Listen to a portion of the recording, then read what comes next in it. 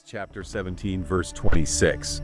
And he has made from one blood every nation of men to dwell on all the face of the earth, and has determined their pre-appointed times and the boundaries of their dwellings. In the beginning, the Bible tells us that God created the first humans, Adam and Eve, in the book of Genesis. This creation story is foundational to understanding the origin of all people. Genesis chapter 1 verses 26 to 27 states, "Then God said, 'Let us make man in our image, according to our likeness. Let them have dominion over the fish of the sea, over the birds of the air, and over the cattle, over all the earth, and over every creeping thing that creeps on the earth.' So God created man in his own image. In the image of God he created him. Male and female he created them." This passage is powerful because it emphasizes that all humans, regardless of race, share a common origin. We are all created in the image of God, which means we have inherent value and dignity. This concept is crucial because it underscores the unity of humanity from the very beginning. After the creation of Adam and Eve, humanity faced a turning point with the Great Flood, a story recounted in Genesis. This catastrophic event reshaped the earth and humanity, wiping out all but Noah and his family. Genesis chapter 7 verse 23 tells us, "So he destroyed all living things which were on the face of the ground, both man and cattle, creeping thing and bird of the air. They were destroyed from the earth. Only Noah and those who were with him in the ark remained alive." Noah had 3 sons, Shem, Ham, and Japheth. These 3 men and their descendants repopulated the earth after the floodwaters receded. Genesis chapter 9 verses 18 to 19 states, "Now the sons of Noah who went out of the ark were Shem, Ham, and Japheth. And from these the whole earth was populated." This passage is crucial because it indicates that the diverse populations of the world all stem from these 3 families. Shem's descendants settled in the Middle East and parts of Asia. Ham's descendants moved to Africa and parts of the Middle East, while Japheth's descendants spread into Europe and other parts of Asia. This dispersion laid the foundation for the racial and ethnic diversity we see today. Each group adapted to their specific environments, leading to variations in physical characteristics, languages, and cultures. This spread and adaptation are part of God's divine plan. In Genesis chapter 10, known as the Table of Nations, we see a detailed account of the descendants of Shem, Ham, and Japheth. It serves as a genealogical record, tracing the roots of various nations back to Noah's sons. This chapter highlights the interconnectedness of all humanity, showing that despite our differences, we share a common ancestry. Japheth's descendants played a significant role in the spread of human civilization into Europe and parts of Asia. According to Genesis chapter 10 verses 2 to 5, Japheth's sons were Gomer, Magog, Madai, Javan, Tubal, Meshech, and Tiras. Each of these sons founded different peoples and nations, which eventually settled in various regions across Europe and Asia. Gomer's descendants are believed to have settled in the areas around the Black Sea, which later became part of the regions known today as Eastern Europe and parts of Western Asia. The descendants of Gomer include the peoples known as the Sumerians and the Scythians, who were known for their nomadic lifestyles and warrior culture. Magog's descendants are often associated with the Scythians as well, a group of ancient nomadic tribes known for their skills in horseback riding and archery. They roamed the steppes of what is now southern Russia and Ukraine, influencing the cultures and societies they encountered. Madai is traditionally associated with the Medes, an ancient Iranian people who played a crucial role in the development of Persian civilization. The Medes settled in the area that is now northwestern Iran and formed a significant part of the Achaemenid Empire. Javan's descendants are associated with the ancient Greeks. The name Javan is often linked to the Ionians, one of the 4 major Greek tribes. The Greeks made significant contributions to Western civilization, including philosophy, democracy, and the arts. Cities like Athens and Sparta became centers of culture and learning that shaped the development of European history. Tubal and Meshach are often connected with ancient peoples who settled in the region around the modern-day Caucasus Mountains and Anatolia, modern Turkey. These peoples engaged in trade and warfare, influencing the early cultures of Europe and Asia Minor. Tiraz's descendants are traditionally linked to the Thracians, an ancient group of tribes that inhabited parts of southeastern Europe, including what is now Bulgaria, Greece, and Turkey. The Thracians were known for their warrior society and artistic achievements, influencing the cultures around them. A significant moment for Japheth's descendants was the migration period, also known as the barbarian invasions, which occurred during the late antiquity and early medieval periods. During this time, various tribes, including those descended from Japheth, such as the Goths, Vandals, and Huns, moved across Europe, leading to the fall of the Western Roman Empire and the formation of new kingdoms and cultures. The spread of Japheth's descendants into Europe also saw the rise of various important civilizations and cultures that laid the foundation for modern Europe. Their migrations and settlements led to the establishment of new societies and the spread of ideas, technologies, and cultural practices that would shape the future of the continent. The story of the Tower of Babel is one of the most fascinating narratives in the Bible, found in Genesis chapter 11 verses 1 to 9. This event explains the origin of different languages and the dispersion of people across the earth. At this time, all humans spoke a single language and lived together in one place. They decided to build a city with a tower that reached to the heavens to make a name for themselves and avoid being scattered. Genesis chapter 11 verses 4 to 5 states, "And they said, 'Come, let us build ourselves a city and a tower whose top is in the heavens. Let us make a name for ourselves, lest we be scattered abroad over the face of the whole earth.' But the Lord came down to see the city and the tower which the sons of men had built." This ambitious project demonstrated human unity but also their pride and desire to challenge God's authority. In response, God intervened to disrupt their plans. Genesis chapter 11 verses 7 to 8 reveals God's actions. "Come, let us go down and there confuse their language, that they may not understand one another's speech." So the Lord scattered them abroad from there over the face of all the earth, and they ceased building the city. God's decision to confuse their language had a profound impact. Suddenly unable to understand one another, the people were forced to abandon their project and spread out across the globe. This dispersion led to the formation of different languages, cultures, and nations. It marked the beginning of the diverse human societies we see today. The Tower of Babel story highlights several powerful ideas. First, it underscores the limits of human ambition when it challenges divine authority. Despite their unified effort, the people's plan was thwarted by God's will, demonstrating that human endeavors must align with God's purposes. Second, it explains the origins of linguistic diversity. By confusing their language, God ensured that humans would spread out and populate the earth, fulfilling His command to be fruitful and multiply and fill the earth. Genesis chapter 9 verse 1. This dispersion led to the development of unique cultures and civilizations, each with its own language and way of life. Third, the story of Babel illustrates the importance of communication and understanding among people. The confusion of languages created barriers, but it also set the stage for the richness of human cultural diversity.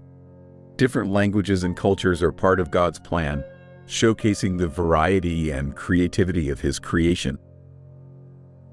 The story of Jacob, also known as Israel, and his descendants provides another layer of understanding about the origins and dispersal of peoples, including those who might be considered the ancestors of white populations, or the descendants of Japheth.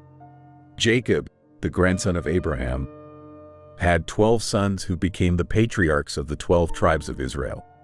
This narrative is found in Genesis chapter 35 verses 22 to 26. Jacob's descendants initially settled in the region of Canaan, but due to famine, they migrated to Egypt. The subsequent exodus, led by Moses, brought them back to Canaan, which became the land of Israel. This return and settlement formed the basis of the Israelite nation, which played a crucial role in the ancient Near East. The connection to Japheth's descendants comes into focus through the interactions between the Israelites and other nations. One notable aspect is the intermarriages and alliances that occurred over time. For instance, the Israelites, during their conquests and expansions, interacted with various peoples, including those descended from Japheth. In the genealogical context, the Israelites are primarily descended from Shem. However, through historical interactions and movements, they encountered and mixed with other groups. Some of these groups were descendants of Japheth, who had settled in nearby regions. The biblical narrative shows that the descendants of Shem, Ham, and Japheth did not remain isolated but often interacted, traded, and sometimes intermarried. This mixing of lineages is evident in several biblical accounts. For example, during King David's reign, many foreign mercenaries and allies, including those from Japheth's line, joined Israel. The presence of various peoples within Israelite territory, including Philistines, Hittites, and others, suggests a blending of cultures and genetic lines. Moreover, the influence of surrounding nations on Israel, especially during periods of exile and return, also indicates a mingling of populations. The Babylonian and Assyrian exiles brought the Israelites into contact with diverse groups, further enhancing the genetic and cultural exchange. The descendants of Japheth, particularly those who migrated into Europe, contributed to the genetic and cultural makeup of many European populations. Historical records and genetic studies suggest that as these populations moved and settled in different regions, they adapted to various climates and environments, leading to the development of physical characteristics, including lighter skin tones, which are often associated with Europeans. The Bible, in Job chapter 12 verses 7 to 10, highlights the interconnectedness of God's creation. But ask the animals, and they will teach you, or the birds in the sky, and they will tell you, or speak to the earth, and it will teach you, or let the fish in the sea inform you. Which of all these does not know that the hand of the Lord has done this? In his hand is the life of every creature and the breath of all mankind. This passage underscores the idea that all of creation, including humans, is influenced by God's design and the natural world he created. One of the most striking examples of environmental adaptation is the variation in skin color among human populations. Skin color is largely determined by the amount of melanin, a pigment produced in the skin. Melanin protects the skin from harmful ultraviolet (UV) radiation from the sun. Populations that have lived for extended periods in regions with high UV radiation, such as Africa, have developed darker skin to protect against the intense sunlight. Conversely, as some groups migrated to areas with less intense sunlight, such as Europe, there was less need for high levels of melanin. In these environments, having lighter skin was advantageous because it allowed for better synthesis of vitamin D in conditions of lower sunlight. This is particularly important in regions with long winters and limited sunlight. Over many generations, natural selection favored individuals with lighter skin in these regions, leading to the predominance of lighter skin tones among populations in Europe. The descendants of Japheth, who spread into Europe and parts of Asia, experienced these environmental pressures. As they settled in different climates, their physical characteristics, including skin color, adapted to their new environments. This process of adaptation can be seen as part of God's providential plan, allowing humans to thrive in diverse habitats across the globe. In addition to skin color, other physical traits such as body shape and size have also adapted to different environments. For example, populations in colder climates often develop stockier builds with shorter limbs, which help retain heat. In contrast, populations in hotter climates develop taller and leaner bodies to dissipate heat more effectively. The concept of divine providence in the diversity of humanity is a profound and powerful idea that underscores the intentionality behind the differences we see among people today. According to the Bible, God's providential hand guides the unfolding of history and the development of human societies. This theme can be found throughout the scriptures, highlighting the belief that God has a purpose for every aspect of his creation, including the diversity of races and cultures. Acts chapter 17 verse 26 provides a key verse that encapsulates this idea. And he has made from one blood every nation of men to dwell on all the face of the earth, and has determined their pre-appointed times and the boundaries of their dwellings. This passage suggests that God not only created all humans from one origin, but also orchestrated their distribution and development across the earth. Each group's time and place in history are part of God's grand design. This perspective encourages us to see the diversity among people not as a series of random mutations or accidents of history, but as part of a deliberate plan by God. The differences in skin color, language, culture, and traditions are all elements of a tapestry woven by divine providence. This understanding can foster a sense of unity and respect among different groups, recognizing that all are part of God's creation. One of the powerful ways to illustrate this concept is through the story of the nations and their roles in the biblical narrative. The Bible contains numerous examples of how different nations and peoples, each with their unique characteristics, have been used by God to fulfill his purposes. For instance, the Israelites were chosen to be God's people, but their story is intertwined with those of many other nations, from the Egyptians and Babylonians to the Romans and Greeks. The interaction between these nations often led to the exchange of ideas, technologies, and cultural practices, enriching the human experience. For example, during the Babylonian exile, the Israelites were exposed to new ideas and ways of thinking, which influenced their religious and cultural development. Similarly, the spread of Hellenistic culture through Alexander the Great's conquests created a common cultural framework that facilitated the spread of the gospel in the New Testament era. The diversity of human cultures can also be seen as a reflection of the diversity within God's creation. Just as the natural world is filled with a variety of plants, animals, and landscapes, so too is the human world filled with a variety of peoples.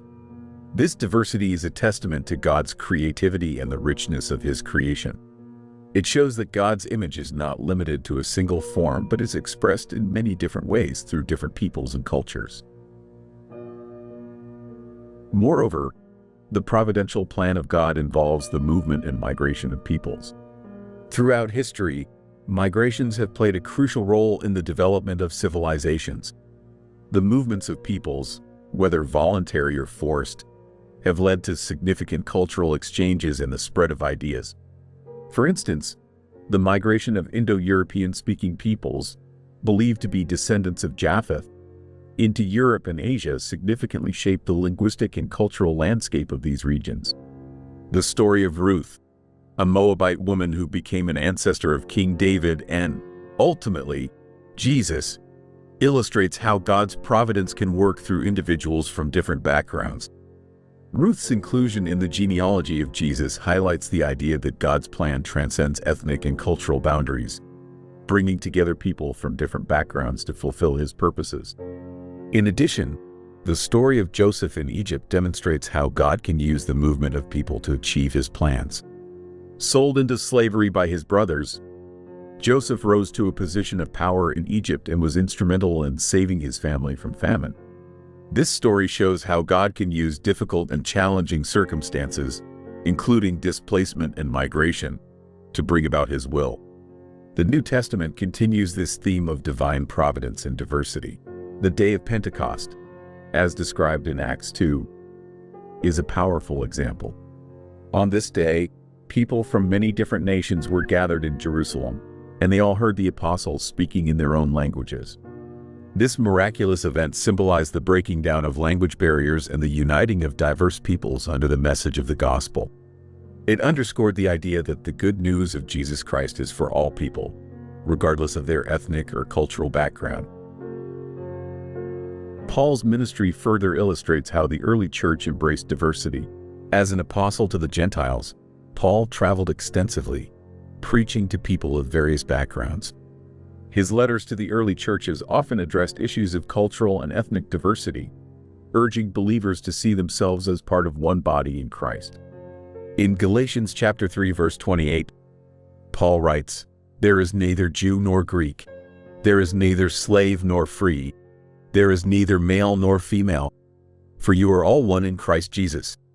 This verse emphasizes the unity of believers in Christ, transcending all human distinctions. The concept of divine providence in human diversity also has profound implications for how we view and treat others. Recognizing that every person is part of God's plan encourages us to treat all people with dignity and respect. It challenges us to see beyond superficial differences and appreciate the unique contributions that each person and culture bring to the world. Furthermore, understanding the providential nature of human diversity can inspire us to work towards greater unity and reconciliation. It calls us to celebrate the richness of different cultures while also seeking common ground and building bridges between communities. This perspective aligns with the biblical vision of a diverse yet united humanity, as seen in the vision of the new creation in Revelation chapter 7 verse 9, where people from every nation, tribe, and language stand before the throne of God in worship. The divine providence in human diversity is a powerful concept that enriches our understanding of God's plan for humanity. It highlights the intentionality behind the differences among people and calls us to embrace and celebrate this diversity as part of God's creative design. Through the stories and teachings of the Bible, we see how God's hand guides the development of human societies, bringing together diverse peoples to fulfill His purposes. This understanding fosters a sense of unity, respect, and appreciation for the rich tapestry of human cultures, reflecting the beauty and complexity of God's creation. In conclusion, we have explored the fascinating and profound biblical perspectives on the origin and diversity of humanity. Starting from the creation of Adam and Eve, we saw how all humans share a common origin, created in the image of God. The descendants of Noah, particularly Japheth, spread into Europe and Asia, adapting to their environments and contributing to the rich tapestry of human civilization. The story of the Tower of Babel highlighted the divine intervention that led to the development of different languages and cultures, while the narrative of Jacob's descendants showed how God's chosen people interacted with other nations, further enriching human history. We also delved into the influence of climate and environment on physical characteristics, illustrating how God's providential plan allowed humans to thrive in diverse habitats. Lastly, we examined the concept of divine providence in human diversity, emphasizing how the differences among us are part of God's grand design, reflecting His creativity and the unity of all people under His care. Thank you for watching. If you found this video insightful, please like, comment, and subscribe to our channel. Your support helps us bring you more engaging and informative content. See you in the next video.